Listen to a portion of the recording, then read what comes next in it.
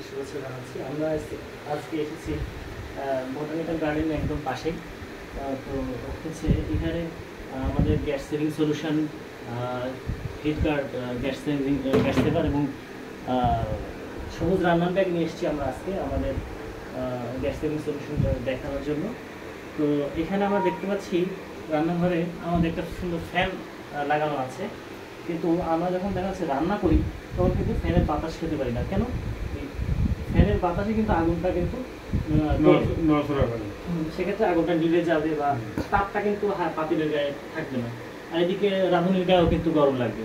তো সেক্ষেত্রে সেই সলিউশন হচ্ছে আমাদের এই গ্যাস সেভার। এর আরও নানাবিধ কাজ নিচে পাতিল আছে ওই একটা না, ওই এই গ্যাস সেভারটা মূলত কাজ করবে আমরা এভাবে গ্যাস স্টোভের পরে এটা ব্যবহার করলে দেখছি যে আগুনটা এটা আর বাইরে খরচ হবে না, অপচয় হবে না, এবং রাঁধুনির গায়ে যে ডিরেক্ট হিটটা লাগতো যেটা আগুন স্বাস্থ্য ঝুঁকির মধ্যে ফেলে দেয়, তো সেটা কিন্তু আর হবে না। যখন গ্যাস প্রেশারও কম থাকে তখন সামান্য আছে কিন্তু রান্না করা যাবে, প্রপার হিটটা কিন্তু পাতিল পাবে।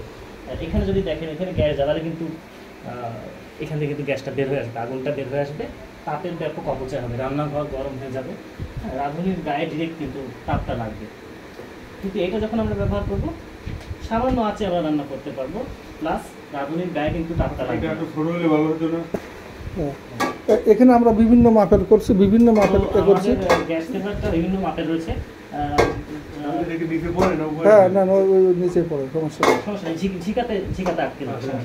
তো গ্যাস সেভার আমাদের বিভিন্ন মাপের হয়ে থাকে, যে এক এক ধরনের চুলা এক এক রকম দেখা যায়, তো সেই জন্য আমরা বিভিন্ন মাপের গ্যাস সেভার তৈরি করেছি। এই জন্য আমরা কোন গ্যাস সেভারটা কোন চুলার সাথে খাটে সেটা দেখে তারপরে আমরা সেটা দিয়ে থাকি।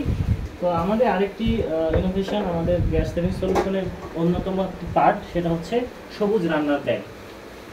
এই ব্যাগটি জ্বালানি ছাড়াই রান্না সম্পন্ন করতে সক্ষম এবং 12 ঘন্টা খাবার গরম থাকবে এই ব্যাগটির ভিতরে।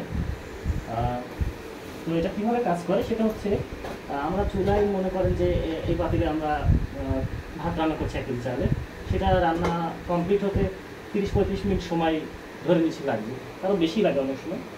কিন্তু আমরা এই চুলা মাত্র 10 থেকে 12 মিনিট জাল করব, ফলে ওই 10 থেকে 12 মিনিটের ভিতরে কিন্তু প্রিপারেশন হবে বা বয়লিং পজিশনে চলে আসবে। তখন বয়লিং পজিশনে যখন চলে আসবে খাবারটা, তখন স্টিমটা দেখে আমরা বুঝতে পারবো যে এটা বয়লিং পজিশনে চলে এসছে। তখন এর তাপমাত্রা আনুমানিক 160-170-180 এরকম ডিগ্রি সেলসিয়াস তাপমাত্রা থাকবে। তো সেই মুহূর্তে আমরা দ্রুততার সাথে উত্তপ্ত পাতিলটা ঢাকনা দিয়ে আটকে, ঢাকনা নেই যদিও, ঢাকনা দিয়ে অবশ্যই আটকাতে হবে, আটকে দ্রুততার সাথে এর ভিতরে আমরা দিয়ে দেবো। দিয়ে এই সবুজ রান্নার ব্যাগের ঢাকনাটা কিন্তু আমরা এইভাবে আটকে দেবো। খুবই ব্যবহারের জন্য খুবই সহজ করে বানানো হয়েছে, জাস্ট দুই পাশ থেকে টান দিলে এটা আটকে যাবে, এটা পড়ে যাওয়ার ভয় থাকবে না। আর বাকি রান্না এর ভিতরে সম্পন্ন হবে কোনো জ্বালানি ছাড়াই, এর থেকে তাপ বাইরের আবহাওয়ায় মিশতে পারবে না, প্লাস 12 ঘন্টা খাবার গরম থাকবে। কোনো শিশু বাচ্চাও যদি এখানে ভুল করে টাচ করে তার কিন্তু কোনো ক্ষতি হবে না।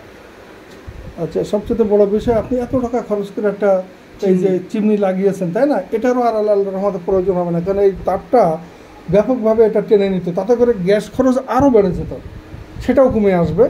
এ হচ্ছে বিষয়। আর আপনার এখানে ভাত তরকারি রান্নার সময় সবসময় হচ্ছে মশলা কম দিবেন, কেননা আমাদের সিস্টেমে যে ভ্যাপারেশন হবে না। যদি আপনি সমন্বিত ব্যবহার করেন তাহলে ভ্যাপারেশনটা হতে দিবে না, যে অল্প কষাবেন আর পানি দিবেন, দিয়ে এটার মধ্যে ঢেকে দেবেন, তাতে করে মশলার গন্ধটা। ভাতের কথা বলেন রাখ বলছে, কিন্তু ভাতে তো আপনার ওই মাছ থাকবে, মাছ তো আমরা ভালোই খাই। এখন